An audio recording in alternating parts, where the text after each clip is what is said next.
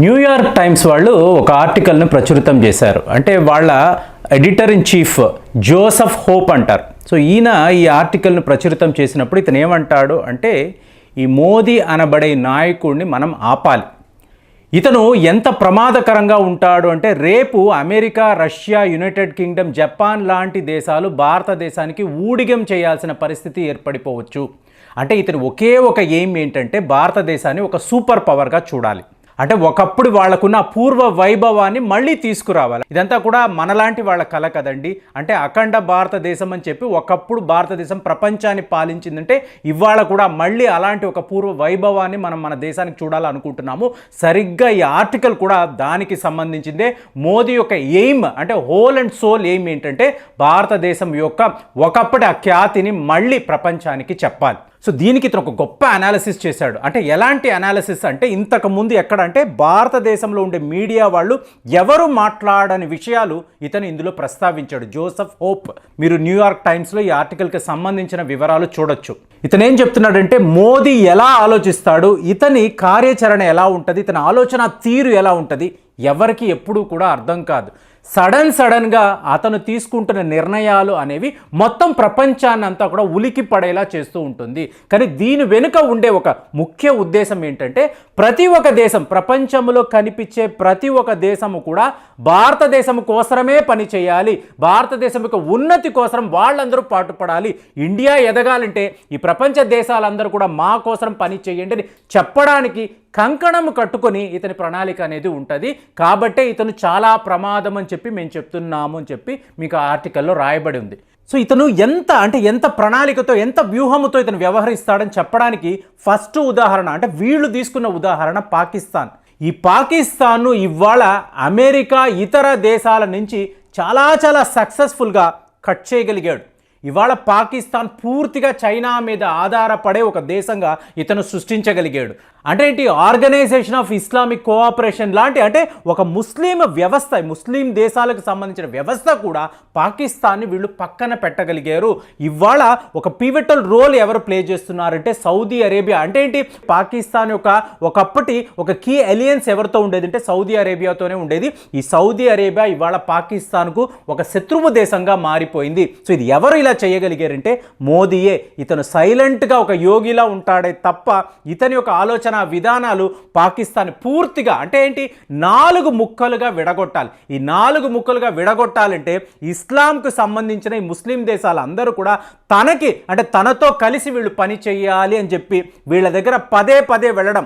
UAE భారతదేశం యొక్క ఇవాళ మోస్ట్ ఇంపార్టెంట్ ఎయిలీ. సో వీళ్ళందరూ కలిసి పాకిస్తాన్ 4 ముక్కలుగా విడగొట్టడానికి మోదీ ఒక అపారమైన వ్యూహాన్ని పన్నాడు.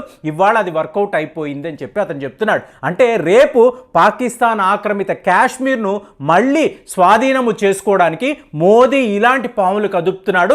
ఖచ్చితంగా ఇదంతా కూడా పాకిస్తాన్కు వ్యతిరేకంగానే ఉంటుంది. దీన్ని అంటే మోదీ యొక్క వ్యూహాన్ని ఆపడం అనేది పాకిస్తాన్ తరము కాదు. అంటే ఏం చేశాడు ఇతను, పాకిస్తాన్తో యుద్ధమే చేయకుండా, ఒకవేళ పాకిస్తాన్ భారతదేశంతో యుద్ధము చేస్తుంటే దానికన్నా ఇప్పుడు జరుగుతున్న నష్టం అనేది తీవ్ర స్థాయిలో ఉంది అని చెప్తున్నాడు. యుద్ధం చేసినా కూడా పాకిస్తాన్ కొంత ఉపయోగం ఉండేదండి, కానీ యుద్ధమే చేయకుండా పాకిస్తాన్ పూర్తిగా సర్వనాశనం చేసేస్తున్నాడు మోదీ. సో దీనికోసం ఇతని కార్యాచరణకు ముస్లిం దేశాలు అందరూ కూడా తోడ్పాటు అందిస్తున్నారు. ఇదే మోదీ యొక్క ఆ చతురు అంటే ఆ చాణక్య నీతి అని అంటాం చూసారా, అది పనిచేస్తున్నట్టుగా వీళ్ళు అందులో రాశారు. ఇక తరువాత చూశారనుకోండి వియత్నాం. ఈ వియత్నాంని మనతో కలుపుకోవడంతో అంటే అలియన్స్ అనే దాన్ని కొనసాగించడంతో చైనాకు ఎంత పెద్ద చెక్ పెట్టాడంటే, చైనా ఒక సూపర్ పవర్గా ఎదగాలనుకుంటున్న కళ అనేది పూర్తిగా ధ్వంసం అయిపోయింది. అంటే వియత్నాం ఇవాళ ఏం చేస్తుందంటే ఆయిల్ ప్రొడక్షన్ చేస్తున్నారు. ఎక్కడ చేస్తున్నారు, సౌత్ చైనా సీలోనే చేస్తున్నారు. అమెరికా సపోర్ట్తో, ఇండియా సపోర్ట్తో సౌత్ చైనా సీలో ఉండి వీళ్ళు ఆయిల్ ప్రొడక్షన్ అనేది చేస్తున్నారు. ఈ ఆయిల్స్ అంతా ఎక్కడికి చేరుతుంది అంటే నేరుగా భారతదేశంకి వస్తుంది. భారతదేశంలో దీన్ని మనము ఇంపోర్ట్ చేసుకుంటున్నాం. అంటే ఏంటి, వియత్నాం అక్కడ ఆయిల్స్ తయారు చేయడం, నేరుగా అది భారతదేశానికి రావడం. ఒకప్పుడు ఏమయ్యేది, చైనాకు వెళ్ళేది, ఇవాళ చైనాకు వెళ్ళడం లేదు. ఎందుకంటే వియత్నాం, చైనా మధ్య చాలా పెద్ద ఘర్షణ అనేది మోదీ వల్లే సృష్టించబడింది. ఇతను ఉంటున్న 2014 నుంచి ఇతను ఏం చేశాడు అంటే ఒకవైపు చైనా యొక్క ఆధిపత్యాన్ని పూర్తిగా ఇతను లేకుండా చేయగలిగాడు, ఇంకొక వైపు పాకిస్తాన్ అన్న దేశాన్ని అంచెలంచెలుగా అంటే స్టెప్ బై స్టెప్ ఇతను డిస్ట్రాయ్ చేసుకుంటూ వస్తున్నాడు అని చెప్తున్నారు.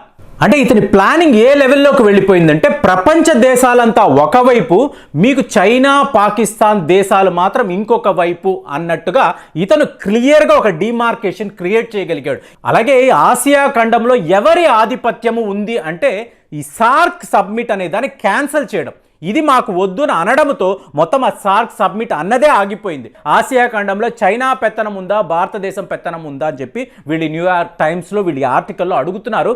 నిజము ఇదే. అంటే చైనా ఎంత పవర్ఫుల్ కంట్రీ అయినా, ఎంత ధనవంతులైనా, వాళ్ళు అగ్రరాజ్యంగా వాళ్ళు చెప్పుకున్నా కూడా కీలకమైన నిర్ణయాలు వచ్చేటప్పటికి భారతదేశం ఏం చెప్తుందో దానినే తక్కిన దేశాలు, ఈ ప్రపంచ దేశాలు వింటారు. ఇదే అక్కడ మనకుండే అడ్వాంటేజ్. ఇది మీకు 2014 నుంచే మొదలైంది. అంతకుముందు భారతదేశం ఎంత బలహీనంగా ఉండేది అంటే ప్రతి ఒక్క విషయంలో కూడా ఈ దేశం ఏం చెప్తుందో ఆ దేశం ఏం చెప్తుంది వింటూ ఉండడమే. మనము ఎక్కడా కూడా ప్రోయాక్టివ్గా లేము. మోదీ వచ్చేకే ఇది జరిగింది అని చెప్తున్నారు. అంటే ఇతను ఏదో కుట్రలు పన్నో కుతంత్రాలు పన్నో ఏమీ కాదండి. ఇతని నిజాయితీ, ఇతని హానెస్టీ అనేదే భారతదేశానికి మీకు ఆ బలాన్ని చేకూరుస్తుంది.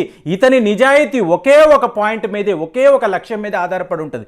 ఏమిటి అది అంటే భారతదేశం యొక్క అత్యుత్తమమైన స్థాయి, అంటే the most powerful country in the world. అది అమెరికానో రష్యానో చైనా కాదు, భారతదేశమే ఈ ప్రపంచంలో అత్యంత శక్తివంతమైన దేశము అని ప్రూవ్ చేయడానికి, దాన్ని చూపించడానికి దీనికి ఇతను ఎంచుకున్న వేదిక ఏమిటంటే యునైటెడ్ నేషన్స్ వేదికలో ఇవాళ భారతదేశం ఏం చెప్తే దానికి తగ్గట్టుగానే ప్రపంచ దేశాలందరూ కూడా వ్యవహరిస్తున్నారు. ఆ చైనా చెప్పేది ఎవరు వినరు, పాకిస్తాన్ చెప్పేది ఎవరు వినరు, అగ్రదేశాలు దీని విషయంగా మాట్లాడరు. ఎవరు మాట్లాడుతున్నారు? పదే ఎవరు ఈ ప్రపంచ స్థాయిలో తీవ్రవాదం మీద, చైనా చేస్తున్న ఆగడాల మీద, పాకిస్తాన్ సృష్టిస్తున్న ఈ గ్రూపుల మీద, వీటి మీద ఎవరు మాట్లాడుతున్నారంటే ఇవాళ భారతదేశమే ఓపెన్గా మాట్లాడుతుంది. వేరే ఎవరు కూడా మాట్లాడడం లేదు. కానీ మీరు చూడండి, ఇలాంటి విషయాలు న్యూయార్క్ టైమ్స్లో వాళ్ళ ఎడిటర్ ఇన్ చీఫ్ రాయగలిగేదే తప్ప మన లోకల్ మీడియాలో ఎవరు కూడా ఈ విషయాన్ని ప్రస్తావించడం లేదు. ఎందుకంటే ఈ మీడియాలో సకానికి సగం సంస్థలు వీళ్ళు ఆల్రెడీ అమ్ముడుపోయారు. ఒకప్పుడు మోదీ గ్రేట్ అన్నవాళ్ళు ఇవాళ మోదీని ఏదో ఒక విధంగా ఇబ్బంది పెట్టాలి, సో ఇతని ఆధిపత్యాన్ని ఆపాలి అని చెప్పి వీళ్ళు ఎన్నో విధాలుగా ప్రయత్నాలు చేసి ఎవరో ఇస్తున్న డబ్బుకు అమ్ముడుపోయి, అంటే విదేశీయ శక్తులు వాళ్ళు వీళ్ళని కంట్రోల్ చేస్తున్నారు. ఈ కంట్రోల్లో పడిపోయి మన దేశాన్ని, మన దేశం యొక్క ఉన్నతిని వీళ్ళు ఆపే ప్రయత్నాలు చేస్తున్నారు. సో ఇలాంటి వాళ్ళ విషయంలో మనం జాగ్రత్తగా ఉండడం కాదు, మోదీ లాంటి వాళ్ళు జాగ్రత్తగా ఉండాలి. కానీ అమెరికాకు సంబంధించిన ఒక ప్రతిష్టాత్మకమైన సంస్థ ఇలాంటి ఒక ఆర్టికల్ రాసి మోదీని ఆపండి, ఆపితేనే అమెరికాకు మంచిదని ఎందుకంటున్నారు అంటే ఇవాళ అమెరికా ప్రభుత్వాన్ని పాలిస్తున్నది భారతీయులే.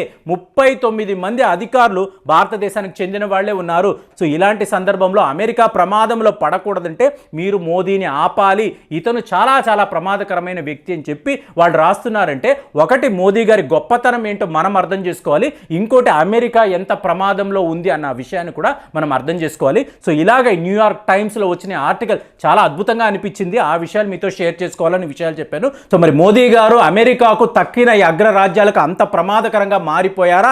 ఇతని కార్యాచరణ వల్ల ఈ దేశాలందరూ కూడా ఉక్కిరిబిక్కిరి అయిపోతున్నారా? మరి చైనా పాకిస్తాన్ పరిస్థితి అయితే ఇంకా రోజుకి దిగజారిపోతుందా? మీరు ఒక్కసారి ఆలోచించండి. మోదీ గారు భారతదేశం ఎదగడానికి ఎలాంటి పనులు చేస్తున్నారో ఇంకా మీ దగ్గర డేటా ఉంటే దయచేసి పంపించండి. మీ ఫీడ్బ్యాక్ పంపిస్తూనే ఉండండి. మళ్ళీ కలుద్దాం. జై హింద్.